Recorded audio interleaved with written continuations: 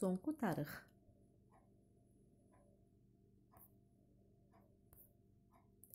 Саламатсыңарбы балдар?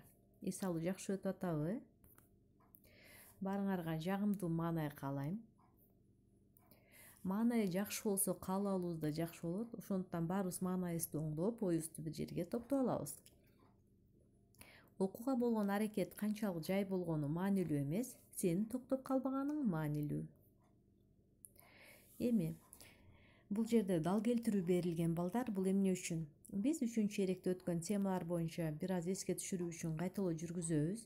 Ошондуктан алдын ала даярдалган калем, ручка менен жиптерди алабыз. Анан ушул мен азыр окуп берем. Өзүңөр да карап, дал келтирүүнү ишке ашырабыз. Канчалык деңгээлде эсибизде калды экен өзүбүздү өзүбүз текшере алабыз. Эмесе кеттик. Биринчи суроо. Цейлон аралында биз заманга чейин канчанчы миң жылдыктарда буддизм дини күч алган? Экинчи суроо. Азыркы Камбоджанын аймагындагы эң байыркы мамлекет түзүлүшү индиялашкан кайсы мамлекет болгон? Үчүнчү суроо. Вьетнам мамлекеттүүлүгүнүн башталышы канчанчы кылымга таандык же качан болгон? Төртүнчү. 11-12 кылымдарда Таиландда этнос катары кайсы уруулар пайда боло баштаган? Бешинчи суроо. Бирмада Раманадес мамлекети пайда болгондо кайсы королдук түзүлгөн? Бул суроолордун маңдайында берки капталда А, Б, В, Г, Д деген варианттар турат. Ушуну дал келтиребиз. А варианты Фунун, Б варианты биз заманга чейинки 3-кылым болжол менен, В биз заманга чейинки 3-кылым, биз заман 12-кылымдарды, Г Тай, Д Паган.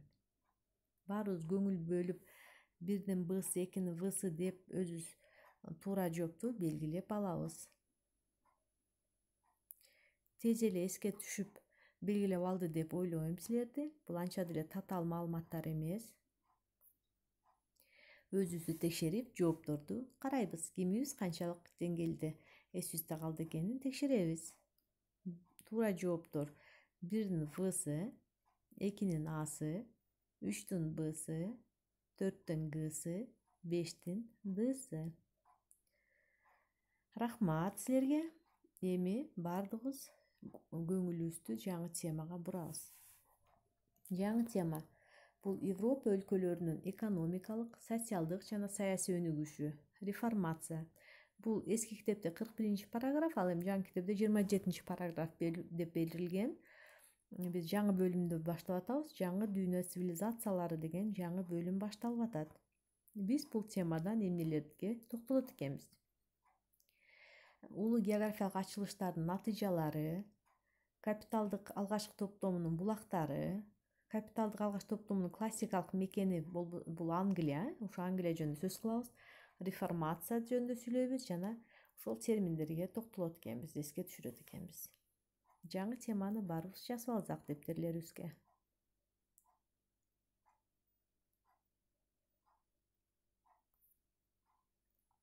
Баарыбыз бир сыйра меч абыл жасайлы.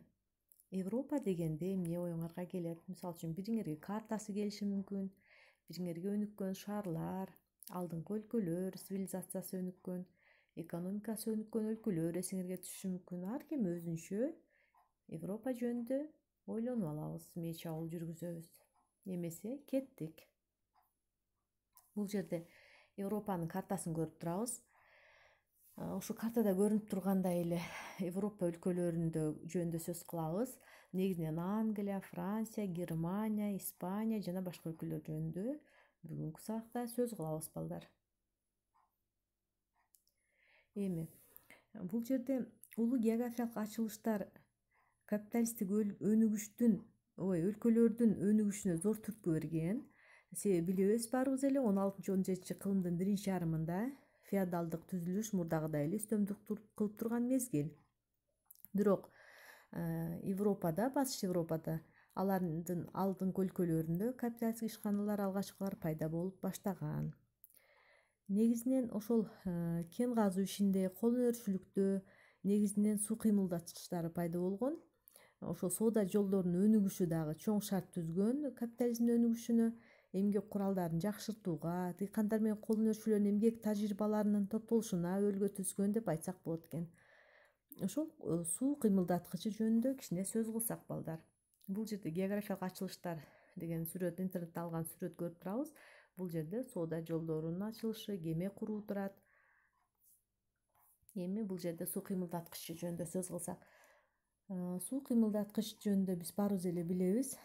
Баранын жардамы менен ошол металл иштетүүдө дагы баранын жардамы менен иштетилген суу кыймылдаткычтар, кен казууда иштетилген. Бул бара деген эмне? Бараны баарыбыз эле билебиз да балдар. Шар аккан сууга курулган тегирмендин барасынын төмөнкү бөлүгү сууга салынат. Ал айланып тегирмендин оор ташын кыймылга келтирет. Мындай бара төмөн жагынан айлануучу бара деп аталат. Бирок кийинчерээк жогору жагынан айлануучу бара дагы ойлоп чыгарылган. Ал агып түшкөн суунун күчү менен кыймылга келген. Бул берки барага караганда тез айланган. Негизинен ошол металл иштетүүдө да ушундай баранын жардамы менен мына жерде сүрөттө көрүп турабыз. Ишканаларда, металл иштетүүчү ишканаларда баранын жардамы менен салмагы 1 тоннага чейин жеткен барскан кыймылга келтирилген. Бул ошол мезгилде металл эритүүдө, иштетүүдө өзгөрүүлөр болгон. Мурда аны майда устаканаларда абаны кол көөрүк менен үйлөтүп эритип келген болсо, кийин бийиктиги 4 метр, 3 метр келген 16-жылдын башында негизинен домналарды, металл эритүүчү мештерди кура баштаган.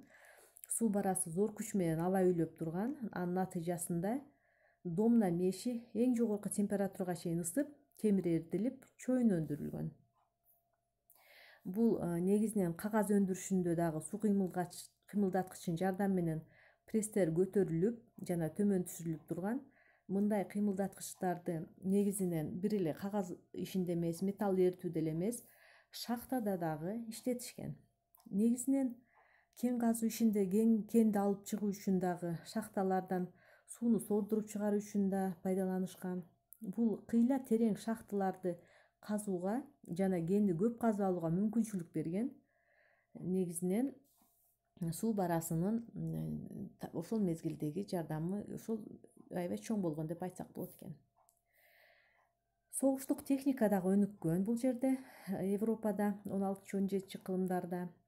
16 кылымда чепти камалоо үчүн оор жана жеңил тала замбиректери, мылтыктар чыгарылган, ядро пайда болгон, согуш ишинде колдонулуучу ар кандай куралдар пайда болгон. Атылма куралдардын кеңири таралышы согуш ишинде дагы төңкөрүшкө алып келген. Бул жерде ошол чепти камалоо үчүн оор жана жеңил тала замбиректерин көрүп турабыз бардыгыбыз. Бул жерде соот кийимди көрүп турабыз. Эми рыцарлардын мурдагы кийип жүргөн туулга сооттору эми коргой албай калган. Дубалды тешип талкалап кете турган замбиректер пайда болгон мезгил болуп айтылат экен. Андан кийин деңизде сүзүү жана кеме жасоо иши дагы өнүккөн. Карта, деңиз приборлору болбогондуктан мурда ачык деңизге чыгуу кооптуу болгон. Бирок дагы деле чыгып турган. Себеби алгачкы компастар болжол менен 12-13 кылымда деле пайда болгон, жөнөкөй түрү. Ал эми моряктар ал мезгилде жылдызга карап жол таап жүрүшкөн. Эми болсо компас пайда болду. Кеменин турган жерин аныктоочу приборлор, астролябиялар чыгарылган, каравеллаларды кура башташкан. Алыска баруу эми мурдагыдай кооптуу болбой калган. Бирок ошого карабастан бул жерде айтып кетүүчү нерсе Батыш Европада эмгек куралдарынын жакшырышы, ишканалардын өсүшү менен Батыш Европада товар көп чыгарылган. Батыш Европада курал жасоочу мастерскойлор, кеме куруучу верфтер, басмаканалар, ишканалар пайда болгон. Бул ишканалардын пайда болушу менен Европа элдеринин турмушу болуп көрбөгөндөй өзгөргөн. Ошондо баягы эмгек куралдарынын жакшырышы менен көп товар чыгарылып атпайбы? Бул кеңири соода саттыкка жол ачкан.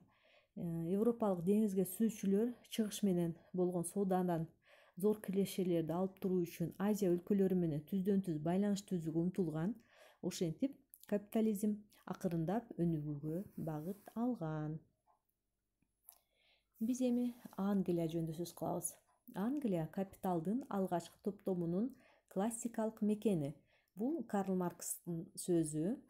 Эмнеге мынтип айтылган экен, азыр биз силер менен сөз кылабыз. Өзү Англияны баарыбыз жакшы билебиз.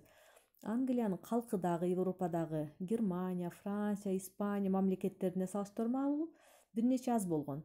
16-кылымда Англия аймагы боюнча деле анча чоң эмес өлкө болгон. Шотландия Британ королдугуна али кошула элек мезгил эле. Негизинен калкынын 5/1 бөлүгү гана шаарларда жашаган. Бирок Англияда 16-кылымда капиталистик чарбага өтүү процесси тез жүргөн. Бул жерде айтып кетүүчү нерсе, негизги чарба буларда кой багуу болгон да. Кой багуу ошол ноту чыгарууда Англия алдыда турган. Анткени ноту Англияда чыгарылып, англичандар аны королдуктун өтө кымбат байлыгы деп аташкан. Жада калса Англиянын парламентинин лорддор палатасындагы королдук тактын астында койдун жүнү толтура салынган мүшөк азыркы убакка чейин турат деп дагы айтылат. 16-кылымдан тартып Англия нотуну чет өлкөгө да чыгара баштаган. Негизинен ошол азыр эле айтып өткөндөй негизги чарба кой багуу болгондуктан тала жумуштарынан кол бош убакта аялдар негизинен жепирип, колго ыдыракай кеземет окушуп, жакын базарларга алып барып сатып турушкан да. Бирок нотага болгон суроо талап көбөйө берген. Ошондо бай көпөстөр кыштактарга келип, жүндү көп сатып алып, айылдык жип ийрүүчүлөргө жана токуучуларга берип заказдарды беришкен. Алар жасаган кездемени көпөстөр шаарларга алып барып сатышкан. Чет өлкөгө чыгаруу үчүн портторго да жеткирип турушкан. Мына ушул жерден жакшы иштер жүргүзүп башташат. Кантип? Жакыртанган дыйкандар үйлөрүндө көпөстөрдүн заказдарын аткарып турушкан, эмгек үчүн жарбаган акы алышкан. Негизинен көпөстөрдөн ийрүү үчүн жүн, токуу үчүн станок, эмгек үчүн акы алуу менен жакыртанган дыйкандар жанталаш иштей баштайт. Бирок көпөстөргө бул ыңгайсыз болот. Себеби ар кайсы кыштактарга заказдарга көз салып туруш керек, аны кайра жыйнап келиш керек. Ошондуктан буларда баардык жумушчуларды бир имаратка топтоо пайда болуп атат. Ондогон, жүздөгөн жумушчулар бар өнөр жай ишканалары ушунтайча пайда болгон. Ошол мезгилде ири ишканаларда машиналар жок болгон, баардыгын кол менен өндүрүп чыгарышкан. Ийрүү токуу станокторун кыймылдаткычтар эмес, адам кыймылга келтирип турган. Кол эмгеги колдонулган ишканалар мануфактура деп аталат. Ошо мануфактура бул латын сөзү, бул кол менен жасалган дегенди билдирет. Бара-бара бул натыйжасында эмгектин бөлүнүшү пайда болгон. Жумушчуларды мануфактура бириктирип, эмгекти туура бөлүштүрүү болгон да. Мисалы үчүн, бирөө жүндү жууп, кургатса, дагы бирөө тытат, андан кийин ирийт, ирилген жиптерди боеп, токуга даярдайт. Акыркылары аны токушкан. Ошентип отуруп, мануфактурада эмгек ар түрдүү кесиптеги жумушчулардын ортосунда бөлүштүрүлгөн. Жумушчулардын ар бир тобу жалпы жумуштун өзүнө гана тиешелүү бөлүгүн аткаргандагы бул ошол мезгилде эмгектин бөлүнүшү өндүрүмдүүлүктү жогорулатууга шарт түзүп атат да. Ал эми чийкизат, аспаптар, даяр болгон буюмдар кожоюнга таандык болгон. Кожоюн иштеген эмес, ал ишканаларды гана башкарып турган. Ал ошол жалдама жумушчулардын эмгеги менен байган мануфактура ээлери, көпөстөр, бардык байлар буржуазия табына айланышкан. Буржуазия табы жөнүндө түшүнүк алды деп ойлойм. Анан бул жердеги феодалдардан айырмаланып, буржуазиянын чоң суммадагы акчасы болгон, ишканасы болгон, товарлары көп болуп, аларды шаарды көп байлар баягы жер эликтери сатып, ошонун натыйжасында жер эликтери сатып алгандагы негизинен эркин баягы жумушчулардын кет башын эркин койгон да. Алар дыйкандардан айырмаланып, булардын чарбасы деле болгон эмес, эмгек акы үчүн гана эртеден кечке ошол жерде ишканада иштешкен. Мануфактура бул эмгектин кол куралдары колдонулган жана жумушчулардын ортосунда эмгектин бөлүштүрүлүшү жүргөн капиталисттик өнөр жай ишканасы деп айтсак болот. Мануфактуранын пайда болушу менен жаңы таптар буржуазия менен жалдама жумушчулар пайда болгон. Негизинен ишкана ээлери жалдама жумушчулардын эмгегинин эсебинен байыган. Себеби алар жумушчуга берген акча, сырьёго кеткен акчадан сырткары дагы аябай чоң суммадагы пайдаларды көрүшкөн. Эми ошол мезгилде 16-кылымдын экинчи жарымында шаар калкынын өсүшү менен нанга, этке жана башка продукцияларга муктаждык күчөй берген. Натыйжада ошол жаңы атайын ыңгайлаштырылган ири чарбалар пайда боло баштаган. Ал жерлерди корук алуунун натыйжасында коруктоо деген келип чыгып атат да. Нотуну сатууга, кой өстүрүүгө, жүнгө болгон муктаждыктарды күчөтөт эле. Ошондуктан лентолор жайыт үчүн жамааттык жерлер менен жайыттарды ээлеп алышып, ал жерге дыйкандардын малын багууга тыюу салган. Бул тарыхта коруктоо деген ат менен белгилүү. Англия дыйкандарды жеринен ажыратуу менен капиталды топтоонун натыйжалуу методун жана жумуш күчүнүн рыногун жараткан. Ошондуктан Карл Маркс Англияны капиталдын алгачкы топтомунун классикалык мекени деп атаган. Бирок жеринен аябай көп адамдар айрылгандыктан 10 миңдеген адамдар селсаяк жана кайырчы болуп калышкан. Ошол мезгилде кайыр сурап, үй бүлөлөрдүн баягы жакырдануусун алып келген. Негизинен ушул экен Англия жөнүндө сөз кылсак, ошол мезгилдеги негизинен ошол мезгилде король бийлик жүргүзүүдө, согуш жүргүзүүгө, деңиз флотун түзүүгө, армияны кармап турууга жана башка иштер үчүн каражатка муктаж болгон дагы. Ошол муктаждыкты чечүү үчүн өкмөт ошол көпөстөрдөн, ишкана ээлеринен жогорку проценттеги карыз алып туруп, алар менен дагы келишимдер түзүп турган. Ошол мезгилде улуу географиялык ачуулардан кийин деле Англия маанилүү деңиз жолдорунун аймагында болуп калган. Лондон борбору, пристандары жана кампалары бар чоң портко айланган. Анда жашагандардын саны 200 миң адамга жеткен. Негизинен 17-кылымда баягы 16-кылымдагы колонияларды басып алуулар башталгандагы 17-кылымда борбордук жана Түштүк Америкада, Индияда колониялык экспансияларды ишке ашырып турган. Бул жерлерден Англияга алтын менен күмүштү ташып кетүү жана алмашуу аркылуу ошондой эле деңиз каракчылыгын уюштуруу менен метрополия байып турган. Ошол мезгилде шаардын борборлорунда көпөстөрдүн көп сандаган ишканалары, кеңселери, банктар пайда болгон. Белгилүү бир өлкө менен соода жүргүзүүгө өкмөттөн бөтөнчө укук алган эң бай көпөстөрдүн компаниялары бүткүл деңиз соодасын өз колдоруна алып турган. Бул жерде дагы айтып кеткен нерсе, королева Елизавета биринчи Тюдор соода сатты жана кемечиликти аябай колдогон башкаруучу катары калат. Ал башкарып турган мезгилде согуштук чоң флот түзүлгөн. Ал кээ бир маалыматтар боюнча деңиз каракчылары менен дагы келишим түзүп, аларды да колдогон. Себеби алар тоноп алган олжонун бир бөлүгүн алып турган деги дагы маалыматтар бар. Англиялык каракчы ошол Фрэнсис Дрейк деген бар, ал кийин адмирал деген чинге чейин жеткен. Бул испаниялык колониялар талап тоноо менен байыган, атагы чыккан адам катары, жана интернетте карасаңар аябай чоң маалыматтар бар балдар. Ошол Магелландан кийинки экинчи болуп бүткүл дүйнөнү айланып чыккан 1580-жылы зор олжо менен Англияга кайтып келген жана Испаниянын Лондондогу элчиси Елизаветадан зыянды төлөп берүүнү курулай талап кылган адам катары тарыхта калган экен да. Ушуну дагы окусаңар болот экен. Андан кийин 17-кылымда англиялыктар дагы шаар калкынын көбөйүшү менен кийимдердин жаңы үлгүлөрүн чыгып башташы дагы Европадагы тараган түрү болуп көрүнүп турат бул жерде сүрөттөн. Бул ошол мезгилдеги көтөрүшкө чыккандарды жазалоо.